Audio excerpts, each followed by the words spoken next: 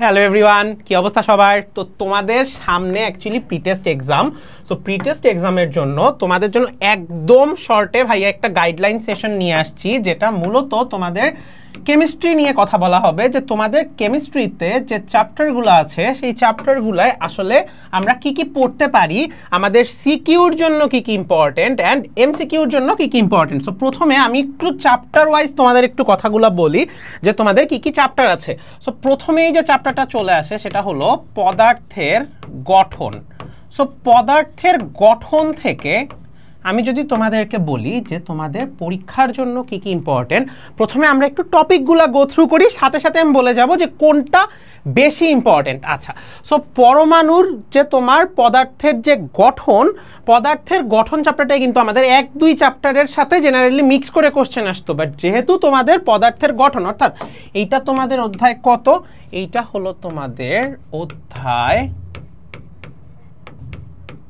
3। আমি একদম direct chapter wise guideline সেশনে চলে গেলাম, বিকজ তোমাদের চ্যাপ্টার ওয়াইজ কিন্তু আমি বলবো যেন 6টা চ্যাপ্টার তোমাদের সুন্দর মতো হয়ে যায়। আর নিজের পরিচয় দিতে ভুলে গেছিলাম, সো আমি তোমাদের সাথে আছি মোহাম্মদ জুনায়েদ খান রাইয়ান, বর্তমানে পড়াশোনা করছি ঢাকা বিশ্ববিদ্যালয়ের applied chemistry and chemical engineering ডিপার্টমেন্টে। সো আমি যদি আবার একটু তোমাদের পড়ার কথায় চলে আসি, যে পদার্থের গঠন অধ্যায়টা থেকে আমরা মূলত কী কী জিনিস পড়তে পারি। সো তোমাদের প্রথমেই একটা জিনিস দেখবা যে তোমাদের একটা টপিক ছিল যেটা হলো ইলেকট্রন বিন্যাস। আমি ডিরেক্ট এইটার সাথে তোমাদের ইলেকট্রন বিন্যাসের সাথে এর ব্যতিক্রমটাও লিখে দিলাম, ঠিক আছে? তো তোমাদের ইলেকট্রন বিন্যাস ও ব্যতিক্রম। আচ্ছা, এটা গেল একটা টপিক। এরপরে একটা টপিক আসে যেটা হলো তোমাদের রাদারফোর্ডের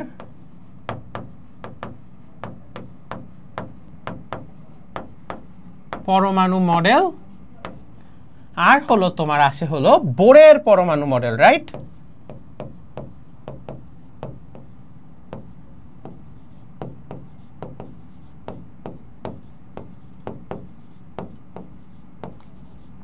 সো আমরা যদি পুরা চ্যাপ্টারটাকে গো থ্রু করি, মোটামুটি এই জিনিসগুলো আমরা পেতে পারি।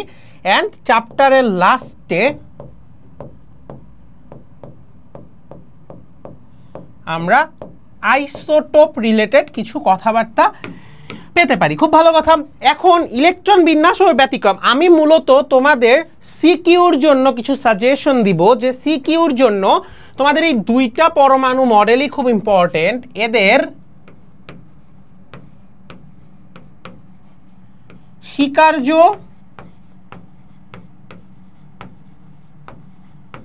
সীমাবদ্ধতা তুলনা খুব ইম্পর্টেন্ট, ঠিক আছে? এই আইসোটোপটা মেইনলি তোমরা এমসিকিউর জন্য পড়ার চেষ্টা করবা। এই আইসোটোপটা মেইনলি তোমরা কি করবা? এমসিকিউর জন্য পড়ার চেষ্টা করবা। আর ইলেকট্রন বিন্যাস মোটামুটি সবগুলার জানার চেষ্টা করবা। আর আরেকটা জিনিস, পর্যায় সারণীতে গিয়ে আমি বলতাম, আমি এখানেই বলে দেই, মোটামুটি 1 থেকে 30 পারমাণবিক সংখ্যাগুলা মুখস্থ রাখার চেষ্টা করিও, যে 1 থেকে 30 পর্যন্ত পারমাণবিক সংখ্যা বিশিষ্ট যে মৌলগুলো আছে সেগুলো যেন তুমি একদম মুখস্থ ঠোঁটস্থ পারো, ঠিক আছে? আর ইলেকট্রন বিন্যাসের ব্যতিক্রম এই টপিকটা একটা হিউজ টপিক। এইটার সাথে কিন্তু আরো একটা জিনিস চলে আসে, যেটা হলো কোয়ান্টাম নাম্বার। তোমাদের হালকা পাতলা কোয়ান্টাম নাম্বারের কিছু কথাবার্তা আছে। আর এই বোরের পরমাণু মডেলে তোমাদের একটা কথা আছে যে এমভিআর, তোমাদের যদি মনে থাকে কৌণিক ভরবেগ যেটা আমরা বলছিলাম, যে MVR is equal to NH/2π। এটা একটু তোমরা মনে রাখার চেষ্টা করবা। আর এখানে কোয়ান্টাম নাম্বার মনে রাখবে। অ্যান্ড মোস্ট ইম্পর্টেন্টলি, যা থেকে সবচেয়ে বেশি কোশ্চেন আসে, কপার 29 আর ক্রোমিয়াম 24, এগুলার ইলেকট্রন বিন্যাসটা একটু জানার চেষ্টা করবা, যেন এটা ভুল না হয় যে কেন এটায় D5S1 হচ্ছে, কেন এটায় D10S1 হচ্ছে। এই সিম্পল কোশ্চেনগুলো যদি মনে রাখতে পারো, তোমার সিকিউ এমসিকিউ বোথ কিন্তু কভার হয়ে যাবে, ঠিক আছে? সো আশা করি এই চ্যাপ্টারের কোশ্চেনগুলো তোমরা বুঝতে পারছো। ওকে, সো এবার আমরা চলে আসি আমাদের পরের অধ্যায়ে। আমাদের পরের অধ্যায়টা হলো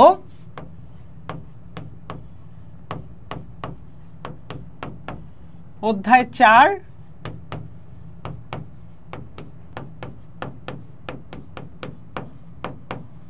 পর্যায় সারণী। ওকে, সো এখানে তোমাদের যে টপিক, ছোট ছোট টপিকগুলো যেটা ইম্পর্টেন্ট সেটা হলো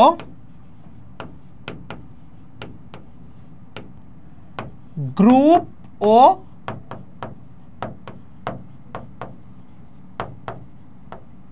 পর্যায় নাম্বার। এরপর তোমাদের যেটা চলে আসে সেটা হলো তোমাদের এই চ্যাপ্টার থেকে পর্যায়বৃত্ত ধর্মগুলা চলে আসে, ঠিক আছে? সো এখান থেকে মূলত এই দুইটা টপিক থেকেই আসলে কোশ্চেন আসে। আর একটা আছে পর্যায় সারণীর গুরুত্ব, যেটা আসলে একটা নন এক্সিস্টেন্ট কোশ্চেন, যে এগুলা বুঝো তার গুরুত্ব লিখতে কোনো প্রবলেম কিন্তু হবে না। আচ্ছা, তাহলে এখান থেকে তুমি মূলত কি পড়তে পারো? এইটাও তোমার সিকিউর জন্য অনেক ইম্পর্টেন্ট, এইটাও সিকিউর জন্য অনেক ইম্পর্টেন্ট, বাট মোস্ট ইম্পর্টেন্টলি এখানে ইম্পর্টেন্ট হলো ব্যতিক্রম যেগুলো আছে। অনেকগুলোই কিন্তু এখানে ব্যতিক্রম আছে। সো ব্যতিক্রমগুলা কিন্তু এই সিকিউর জন্য খুব ইম্পর্টেন্ট, যে ইলেকট্রন আসক্তির ব্যতিক্রম কোনটা, আয়নীকরণ শক্তির ব্যতিক্রম কোনটা, সেগুলো একটু ভালো করে তোমরা পড়বা। আর গুরুত্বটা জাস্ট তোমার এটা জাস্ট সিকিউর জন্য। আর এমসিকিউর জন্য কিন্তু এই ফুল চ্যাপ্টারটাই কিন্তু এমসিকিউ, অনেক এমসিকিউ এটাই আছে। সো এমসিকিউর জন্য আসলে আলাদা করে কিছু বলার নাই, এমসিকিউগুলো তোমরা একটু মনে রাখবা। যে মানে সবগুলা জিনিস পড়লে তুমি যদি গ্রুপ আর পর্যায় নাম্বার নির্ণয় করতে পারো, আগের চ্যাপ্টারের মতো তুমি যদি 1 থেকে 30 পর্যন্ত পারমাণবিক সংখ্যা মনে রাখতে পারো, তুমি যদি পর্যায়বৃত্ত ধর্মগুলো ব্যতিক্রম সহ জানো, তুমি কিন্তু অটোমেটিক্যালি সবগুলো অবজেক্টিভ তোমার ক্লিয়ার হয়ে যাচ্ছে। আর পর্যায় সারণীর উৎপত্তির কিছু সাল আছে, যে কে কোন তত্ত্ব প্রদান করেছিল, কোন বিজ্ঞানী প্রদান করেছিল, কত সালে প্রদান করেছিল, ওই জিনিসগুলো একটু মনে রাখবো, ওগুলো মাঝে মধ্যে এমসিকিউতে চলে আসে। আচ্ছা, এরপর আমাদের যে চ্যাপ্টারটা আছে, আমি প্রথমে তোমাদের চ্যাপ্টারগুলো নিয়ে কথা বলবো, অ্যান্ড এরপর লাস্টে গিয়ে তোমাদের বলে দিব যে তোমরা আসলে কিভাবে এই কয়দিন, লাস্টে এই কয়দিন পড়তে পারো, অ্যান্ড পরীক্ষায় কিভাবে অ্যান্সার করবা। আচ্ছা, এরপর চলে আসে হলো তোমার রাসায়নিক বন্ধন, যেটা হলো তোমাদের অধ্যায় 5। ওকে, সো এইখানে আমাদের কি কি টপিক আছে? এইখানে আমাদের টপিক আছে হলো যোজনী,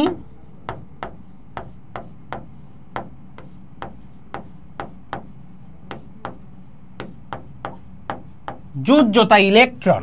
এরপর তোমাদের টপিক আছে হলো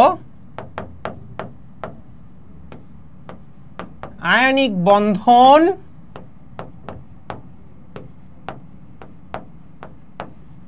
সমযোজী বন্ধন, আর হলো ধাতব বন্ধন, ঠিক আছে? আচ্ছা, তাইলে এবার একটু খেয়াল করো, তোমার এখানে যে যোজনী যোজ্যতা ইলেকট্রন, এটা মূলত ক খ এমসিকিউর জন্য লাগবে। বাট আয়নিক বন্ধন, কোনটা আয়নিক বন্ধন দেয়, কোনটা কি ধরনের যৌগ তৈরি করে, কোনটা সমযোজী বন্ধন, কোনটা ধাতব বন্ধন, স্পেশালি এই দুইটা সিকিউর জন্য ইম্পর্টেন্ট। বাট এটা সিকিউ আসতে পারে, বাট এইটা একদম আসবেই আসবে, ঠিক আছে? একদম মানে এখন পর্যন্ত যে টপিকগুলো বলছি এর মধ্যে সব থেকে বেশি আসার মতো টপিক এইটা, প্লাস এমসিকিউ আর আলাদা করে বলার কিছু নাই। এমসিকিউ তো সবগুলো টপিক থেকেই এমসিকিউ আসতে পারে, ঠিক আছে? সো আশা করি এই চ্যাপ্টার থেকে মূলত তোমার কি কি পড়া লাগবে এই জিনিসটা তুমি বুঝতে পারছো। এই যোজনী আর যোজ্যতা ইলেকট্রনের কনসেপ্টটা একটু ক্লিয়ার রাখিও, ঠিক আছে?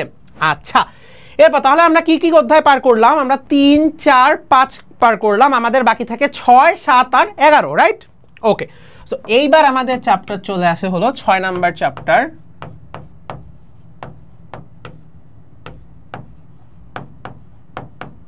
মোলের ধারণা ও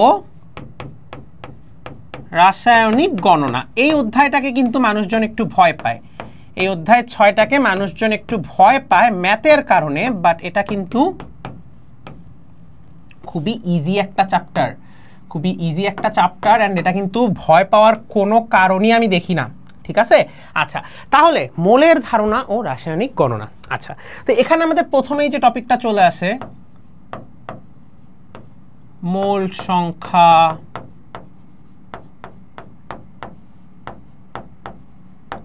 আয়তন, ঘনমাত্রা, অণু পরমাণুর সংখ্যা, ওই যে অ্যাভোগাড্রো নাম্বার দিয়ে, এই টপিকগুলো শুরুতেই চলে আসে। আচ্ছা, ভালো কথা। আচ্ছা, তোমাদের আরেকটা জিনিস একটু বলে দেই, এই মোলের ধারণা ও রাসায়নিক গণনার যেমন ম্যাথ আছে, তোমাদের এই চ্যাপ্টারে কিন্তু একটা জিনিস আছে, যেটা হলো তোমাদের কি বলতো, আপেক্ষিক পারমাণবিক ভর। তো এটা একটু তোমরা মনে রাখার ট্রাই করো, এত কঠিন তো কিছু না, তাই না? একটা সিম্পল সূত্র। সো আপেক্ষিক পারমাণবিক ভরের কথাও তোমরা একটু মনে রাখিও, ঠিক আছে? ওকে, এবার আমরা চলে আসি মোলের ধারণা রাসায়নিক গণনাতে। আমরা প্রথম দিকের অনেকগুলো অঙ্ক কিন্তু এটা দিয়ে কভার হয়ে যায়, ঠিক আছে? ওকে, এরপর যদি তোমাদের মনে থাকে, আমরা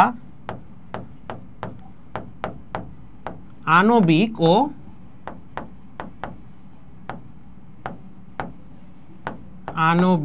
ও স্থূল সংকেত নির্ণয়, আমরা এটা নিয়ে কিন্তু অঙ্ক করে আসছি, যে আণবিক ও স্থূল সংকেত নির্ণয়। এরপর আমাদের এই চ্যাপ্টারটায় কিন্তু কিছু ম্যাথ আছে, যে আমি কোনটা থেকে কত পাবো।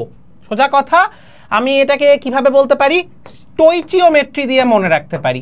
স্টোইকিওমেট্রি বা স্টোইচিওমেট্রি, যেটা কি ছিল আমাদের, যে তুমি কোনো বিক্রিয়াকে সমতা করে তুমি শিখতা যে ওই বিক্রিয়াতে আসলে তোমার কত মোলের সাথে বিক্রিয়া করতেছে, কত গ্রামের সাথে বিক্রিয়া করতেছে, কত আয়তনের সাথে বিক্রিয়া করতেছে। এবং সব শেষে তোমাদের যে টপিকটা আসে সেটা হলো লিমিটিং বিক্রিয়ক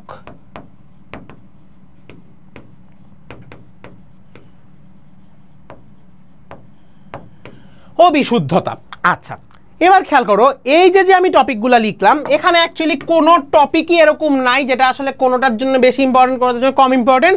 ঘুরে ফিরে সবগুলাই আসে, সবগুলাই সিকিউ প্লাস এমসিকিউর জন্য ইম্পর্টেন্ট। বাট ভাইয়া যে টপিকগুলো বলে দিলাম, এগুলো একটু চেষ্টা করিও যে তুমি যেন পরীক্ষার আগে তুমি যেন সবগুলা টপিক তোমার কভার হওয়া থাকে, ঠিক আছে? আর এর মধ্যে যদি আমি সবথেকে ইম্পর্টেন্ট বলি, আমার কাছে মনে হয় এইগুলাকে আমি 3 স্টার করে দিতে পারি, এগুলাকে আমি 2 স্টার দিতে পারি। সো মোটামুটি আমরা বুঝতে পারলাম যে আমাদের কোনটা বেশি ইম্পর্টেন্ট, কোনটা কম ইম্পর্টেন্ট, বাট দিন শেষে সবগুলাই সিকিউ আর এমসিকিউর জন্য কিন্তু লাগতেছে ভাইয়া আপু, ঠিক আছে? এইবার আমাদের চলে আসে অধ্যায় 7। আমাদের কোন অধ্যায় চলে আসে? অধ্যায় 7, যেটা খুবই ইম্পর্টেন্ট একটা চ্যাপ্টার।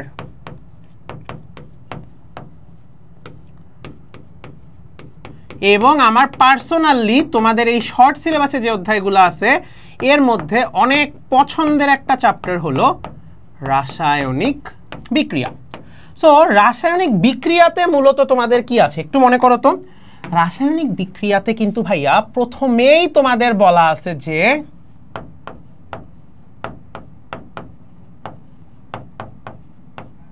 তাপ উৎপাদী, তাপহারী, ভালো কথা। এরপর আছে হলো একমুখী,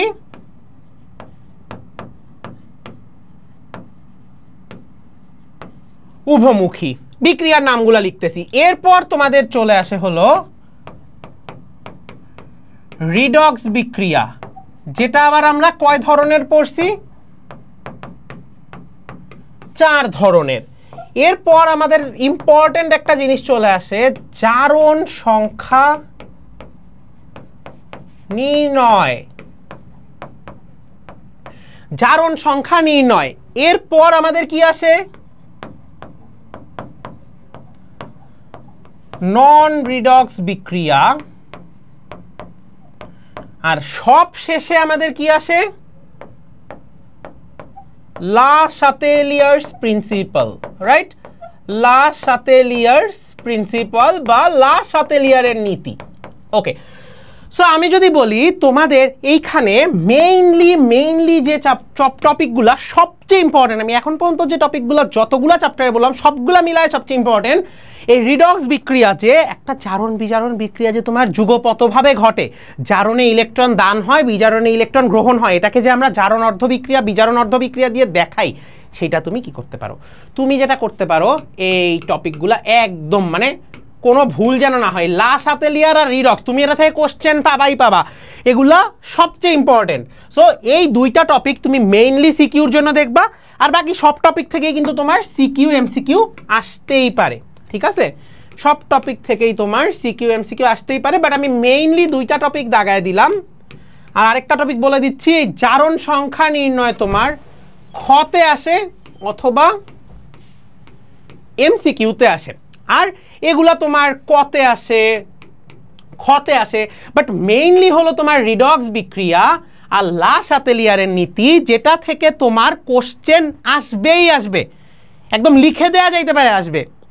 এইবার আমরা মুভ করি তোমাদের শর্ট সিলেবাসের সর্বশেষ চ্যাপ্টার এবং সবচেয়ে ইম্পর্টেন্ট চ্যাপ্টার, যেটা কি বলতো, খনিজ সম্পদ জীবাশ্ম, যেটাকে তোমরা বড় হলে জৈব যৌগ নামে চিনবা, অর্থাৎ তোমাদের সব থেকে ইম্পর্টেন্ট চ্যাপ্টার, অধ্যায় 11। সো এইখানে আমরা আসলে কি কি পড়তে পারি অ্যান্ড কি কি টপিক আমাদের লাগবে। সো প্রথমে আমি যদি খনিজ সম্পদ জীবাশ্ম নিয়ে প্রথম কথা বলি, আমাদের প্রথম টপিকটা ছিল পেট্রোলিয়ামের আংশিক পাতন। কি? পেট্রোলিয়ামের আংশিক পাতন। ভালো কথা। সো পেট্রোলিয়ামের আংশিক পাতনে যাওয়ার পরই কিন্তু আমরা কি পড়ছি বলতো, হাইড্রোকার্বন, যে হাইড্রোকার্বন কয় ধরনের হয়, হাইড্রোকার্বন কাকে বলে, কোনটার মধ্যে কি আছে কি না আছে, হাইড্রোকার্বন। বুঝতে পারলাম? ওকে। এবার হাইড্রোকার্বনের পরে তোমাদের চলে আসে হলো অ্যালকেন, অ্যালকিন, অ্যালকাইন, আর এরপর তোমাদের আসে হলো অ্যালকোহল, অ্যালডিহাইড,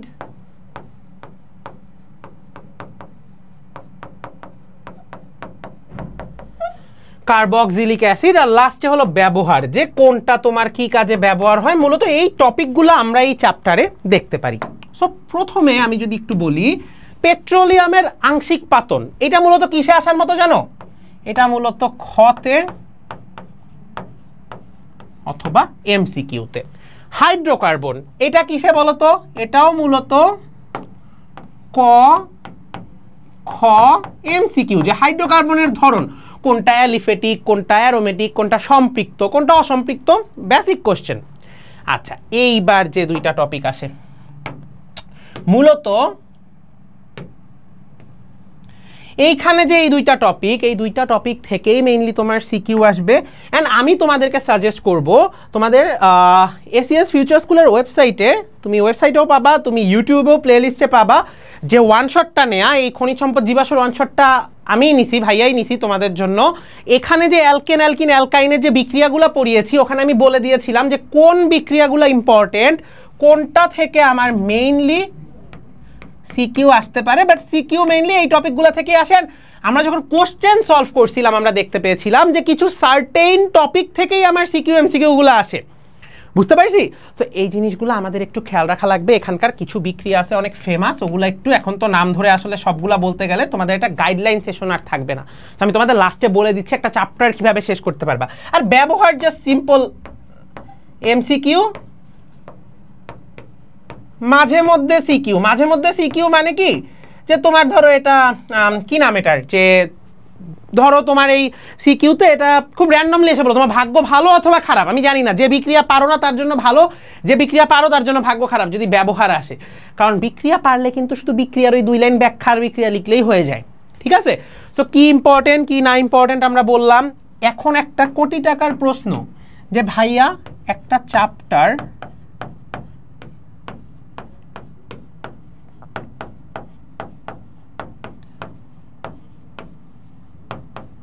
কিভাবে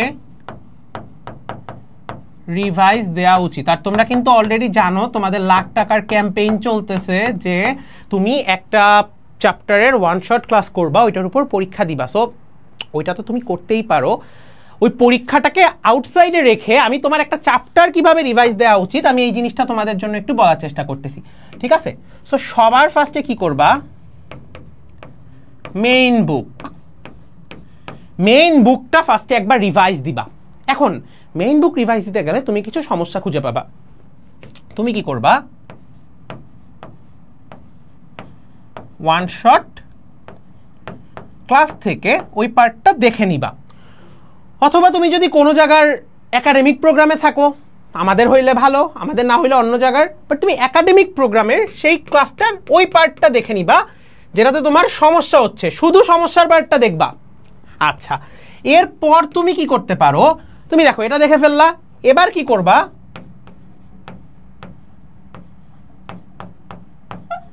ক্লাসের স্লাইডটা দেখবা যে ক্লাসের স্লাইডের সবগুলো ইনফরমেশন তুমি ক্লিয়ারলি বুঝতে পারতেছো কিনা। অ্যান্ড এরপর কি করবা, তুমি যেটা করতে পারো যে ক্লাসের স্লাইডটা দেখে তুমি এরপর যেটা করতে পারো,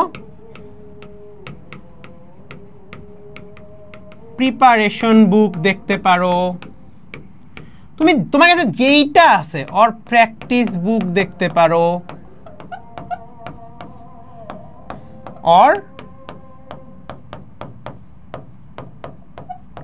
টেস্ট পেপার দেখতে পারো। আচ্ছা, এখন ভাইয়া এতগুলা জিনিস বললাম, তো ধরো ফার্স্টে মেইন বুক, এরপর তোমার ওয়ান শটের ক্লাস বা একাডেমিক প্রোগ্রাম যেটাই থাকুক, এরপর ক্লাস স্লাইড, এরপর তোমার প্রিপারেশন বুক বা এটা সবগুলো দেখার পর তোমাকে চ্যাপ্টার কিন্তু মোটামুটি সুন্দর মতো কমপ্লিট। তুমি এবার লাস্টে তোমার প্রিপারেশনটা যাচাই করার জন্য কি করতে পারো, সবশেষে একটা আমাদের ওয়েবসাইটে গেলে তুমি সবগুলো অধ্যায়েরই আসলে রুটিন করা অনুযায়ী পাবা, সব শেষে তুমি প্র্যাকটিস এক্সাম দিয়ে দিতে পারো। মোটামুটি এই সবগুলা জিনিস যদি তুমি করতে পারো, তোমার একটা চ্যাপ্টার মোর দেন এনাফ ওয়েতে তুমি কমপ্লিট হয়ে যাবে। অ্যান্ড তোমার সুন্দর মতো এগুলো যদি কমপ্লিট করতে পারো, মিথ্যা মিথ্যা কমপ্লিট না, নিজেকে বোঝানোর জন্য কমপ্লিট না, অ্যাকচুয়ালি যদি কমপ্লিট করতে পারো, তোমার প্রি টেস্ট ভালো হওয়া কেউ ঠেকাতে পারবে না। অ্যান্ড তোমার এই প্রি টেস্টের পর তুমি যখন টেস্টের আগে যখন এগুলো আবার পড়বা, টেস্টের পরেও যখন পড়বা, এই প্রিপারেশনটা তোমার অনেক কাজে দিবে। অ্যান্ড সবসময় প্রিপারেশনটা আসলে এভাবে হওয়া উচিত, সবসময় প্রিপারেশনটা এভাবে হওয়া উচিত। আর শেষ একটা কথা তোমাদের জন্য যদি একটু বলি, এমসিকিউ নিয়ে কোনো সাজেশন নাই, বিকজ এমসিকিউ মোটামুটি সবগুলা ক্লাসেই আমরা যারা পড়াই বলে দিই যে এমসিকিউ কী কী আসতে পারে। বাট সিকিউর জন্য আমি একটা সাজেশন দিতে পারি। ক খ নিয়ে কোনো সাজেশন নাই, ক খ নিয়ে আমি জাস্ট বলে দিই যে ক খ মেইন বুক, আসলে মেইন বুকের কোনো বিকল্প নাই। তুমি মেইন বুক যত ভালো পারবা, তোমার কেমিস্ট্রির ক খ তত ভালো হবে। আচ্ছা, ধরো এবার গ নাম্বার কোশ্চেন। গ নাম্বার কোশ্চেনের জন্য তুমি আসলে কিভাবে উত্তরটা লিখতে পারো, গ নাম্বার কোশ্চেনের জন্য 3টা ভাগে লিখবা, 3 ভাগে তুমি অ্যান্সার করার চেষ্টা করবা। প্রথমে জ্ঞানমূলক আকারে মেইন লাইনটা লিখবা, এরপর অনুধাবনে যেই ধরনটা সম্বন্ধে কোশ্চেন আসছে সেটা সম্বন্ধে ব্যাখ্যা লিখবা। আর 3 নাম্বার ভাগে গিয়ে কি করবা, যে তোমার যে উদ্দীপকের সাথে তোমার টপিকটার সম্পর্কটা কি সেটা লিখবা। তাইলেই কিন্তু খুব সুন্দর করে তোমার গ নাম্বার কোশ্চেনটা হয়ে যাবে।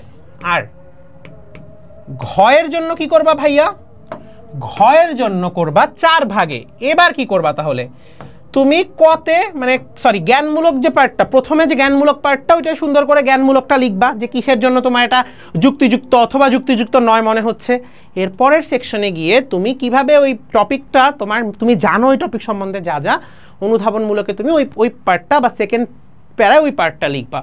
থার্ড প্যারায় ঠিক আবার আগের মতো উদ্দীপকের সাথে কানেকশন এনে ইলাবোরেটলি ব্যাখ্যা করবা কেন এটা উদ্দীপকের সাথে কানেক্টেড, কেন তুমি যুক্তিযুক্ত মনে করতেছো। এবং যেহেতু এটা একটা উচ্চতর দক্ষতামূলক প্রশ্ন, তুমি সবশেষে লিখে দিবা। পরিশেষে বলা যায় যে তুমি কেন এই টপিকটা এরকম মনে করতেছো, জাস্ট 1 থেকে 2 লাইনের মধ্যে শেষ করে দিবা। জেনারেলি আমি যেটা করতাম, ক আর খ 1 পেজের মধ্যে কমপ্লিট করতাম, গটা 1.25 অর্থাৎ 1 পেজ প্লাস আরেক পেজের 4 ভাগের 1 ভাগ বা আধা রাখার চেষ্টা করতাম। অ্যান্ড ঘ নাম্বার কোশ্চেনটা চেষ্টা করতাম যে 1.5 থেকে 2 পৃষ্ঠা লেখার। ডিপেন্ডস অন দ্য কোশ্চেন, সব কোশ্চেনের লেন্থ কিন্তু সেম হয় না, সব কোশ্চেন কিন্তু তোমার কাছে বড় বড় ব্যাখ্যা চায় না, ঠিক আছে। সো আশা করি এই পর্যন্ত বুঝতে পারছো। সো তোমাদের জন্য এই যে প্রি টেস্টের জন্য যে এক্সাম যে গাইডলাইন সেশনটা আনছি কেমিস্ট্রি, আমি কিন্তু সবগুলো টপিক চ্যাপ্টার ধরে ধরে ছোট ছোট করে বলে দিছি। আশা করি তোমাদের কোনো সমস্যা হবে না, সুন্দর মতো একটা প্রিপারেশন নিয়ে ভালো একটা পরীক্ষা দিবা, আমাদেরকে জানাবা পরীক্ষা কেমন হয়েছে। এন্ড তোমাদের সাথে কিন্তু প্রি টেস্টের পর ক্লাসে বা প্রি টেস্টের আগে ক্লাসে দেখা হতে থাকবে। সো সুন্দর মতো পড়ালেখা করো, ভালো মতো প্রিপারেশন নাও, একটা ফাটানো এক্সাম দাও। বেস্ট অফ লাক সবাইকে, আল্লাহ হাফেজ।